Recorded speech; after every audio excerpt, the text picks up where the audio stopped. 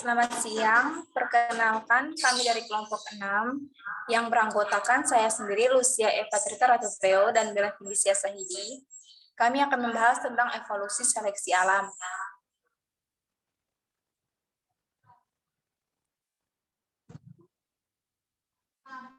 Table of content, yang pertama pendahuluan, yang kedua teori pendukung seleksi alam, yang ketiga contoh-contoh seleksi alam, yang keempat macam-macam seleksi alam, yang kelima peran kreatif konservatif seleksi alam, dan yang terakhir kesimpulan.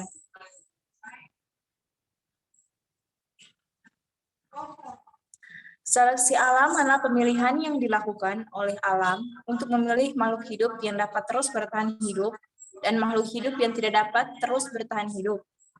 Seleksi alam yang dimaksud dalam teori evolusi adalah teori bahwa makhluk hidup yang tidak mampu beradaptasi dengan lingkungannya lama-kelamaan akan punah. Yang tertinggal hanyalah mereka yang mampu beradaptasi dengan lingkungannya, dan sesama makhluk hidup akan saling bersaing untuk mempertahankan hidupnya.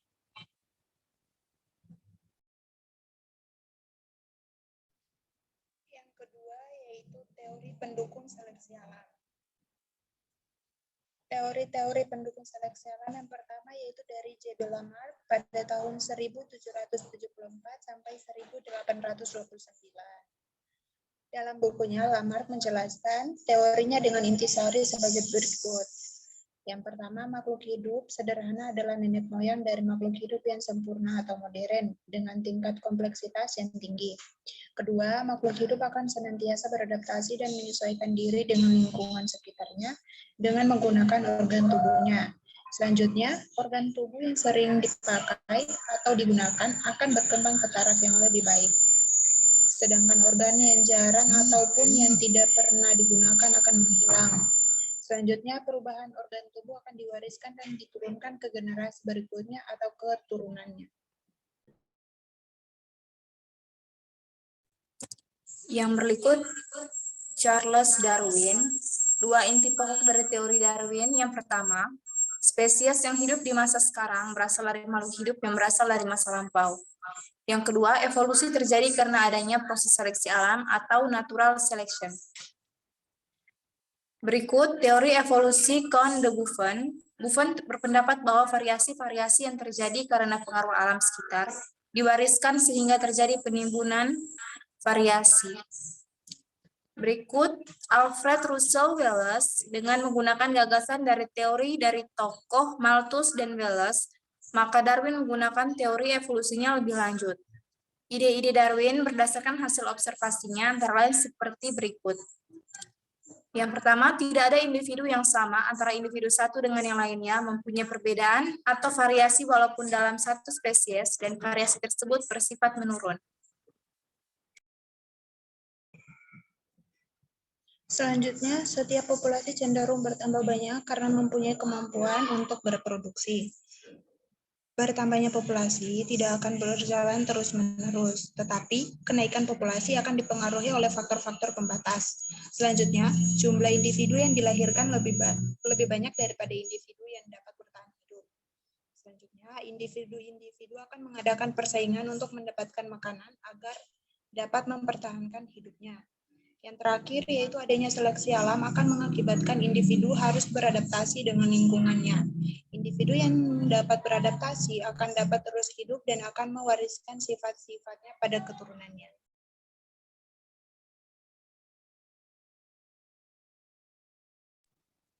Yang pertama, kupu-kupu Biston Betularia.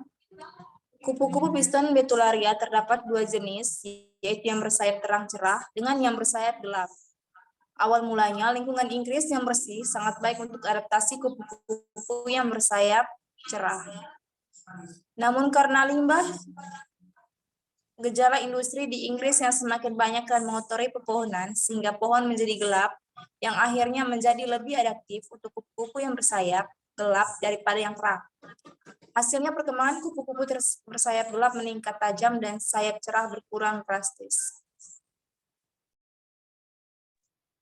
Selanjutnya terjadinya spesies baru burung finch di Kepulauan Galapagos. Pada waktu melakukan ekspedisi di Kepulauan Galapagos, Darwin menemukan berbagai jenis burung yang sebelumnya tidak pernah dikenal. Burung-burung memiliki paruh dan kebiasaan makan yang berbeda-beda. Darwin memperkirakan burung-burung tersebut merupakan keturunan burung finch yang berasal dari daratan Amerika Selatan. Pada mulanya, lingkungan dan makanan yang baru, lama-kelamaan muncullah berbagai spesies burung finch yang baru. Burung finch yang tidak dapat beradaptasi akan terseleksi, sehingga hanya burung-burung finch yang mampu beradaptasi saja yang dapat bertahan hidup.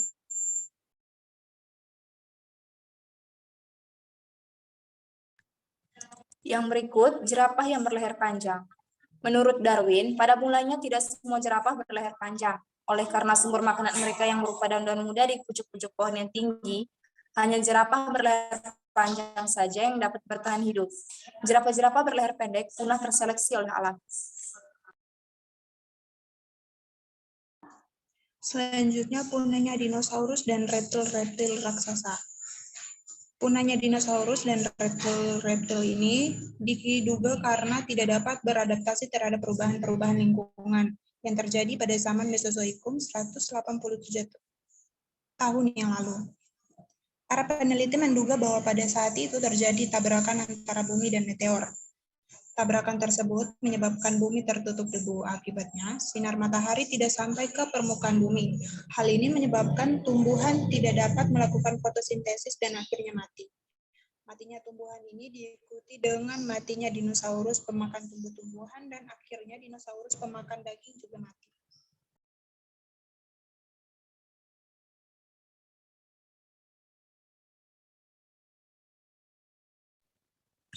Contoh seleksi alam pada manusia. Yang pertama, variasi gen pada manusia. Gen manusia berevolusi dengan cepat di benua Eropa, Asia, dan Afrika. Namun perubahan tersebut berbeda-beda sesuai dengan benua asalnya. Akibatnya, manusia secara genetik menjadi semakin berbeda satu dengan yang lainnya.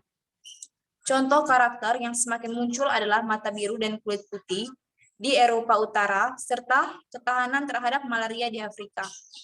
Namun, dalam evolusi manusia ini, hanya dalam 100-200 generasi gen yang menguntungkan dan terseleksi telah dimiliki oleh 30% sampai 40% populasi manusia. Salah satu faktor yang menyebabkan evolusi cepat ini adalah perubahan lingkungannya. Pola dan bahan makanan kita berubah dengan cepat, demikian juga dengan timbulnya berbagai penyakit. Ini semua memaksa spesies manusia untuk berubah agar dapat terus bertahan hidup walaupun apapun yang terjadi.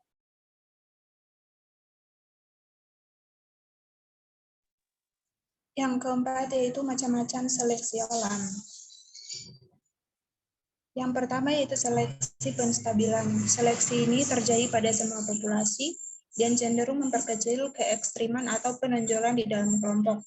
Dalam hal ini, hal tersebut mengurangi kemampuan menghasilkan variasi dalam suatu populasi, sehingga dengan demikian mengurangi pula kesempatan mengalami perubahan evolusi. Kedua yaitu seleksi berarah. Jika kondisi lingkungan berubah, terjadi tekanan seleksi terhadap suatu jenis yang menyebabkan spesies tersebut beradaptasi pada kondisi baru. Yang ketiga, seleksi disruptif. Bentuk seleksi ini penting dalam mencapai perubahan evolusi. Seleksi disruptif dapat terjadi jika faktor-faktor lingkungan mengambil jumlah bentuk yang terpisah. Tampaknya, ada keadaan tertentu di mana individu pada kedua ekstrim dari kisaran fenotipnya lebih sesuai daripada yang terdapat di tengah-tengah. Hal ini dinamakan seleksi disruptif atau seleksi terganggu.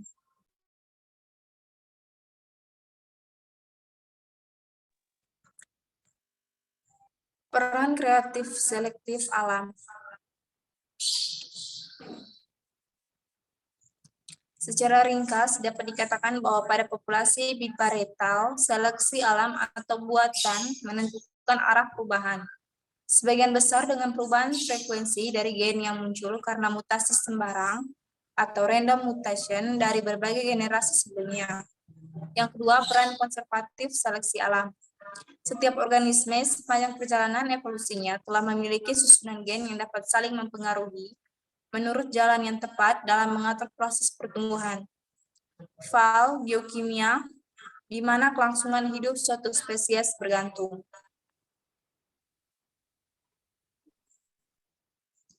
Yang terakhir yaitu kesimpulan. Kesimpulan dari ini yaitu seleksi alam adalah pemilihan yang dilakukan oleh alam untuk memilih makhluk hidup yang dapat bertahan hidup dan makhluk hidup yang tidak dapat terus bertahan hidup. Contoh-contoh seleksi alam yaitu yang pertama kupu-kupu Biston betularia, jerapah berleher panjang dan pendek, burung finch di Kepulauan Galapagos, dan punyanya dinosaurus, serta variasi gen pada manusia. Macam-macam seleksi alam yaitu pertama seleksi penstabilan, seleksi berarah, dan seleksi disruptif. Untuk peran kreatif seleksi alam yang pertama itu dapat dikatakan bahwa pada populasi biparental seleksi alam atau buatan menentukan arah perubahan.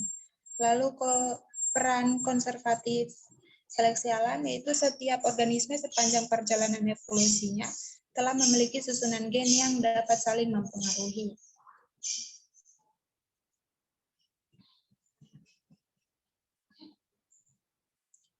Demikian presentasi kami dari kelompok 6. Jika ada kekurangan atau kesalahan, kami mohon maaf dan terima kasih.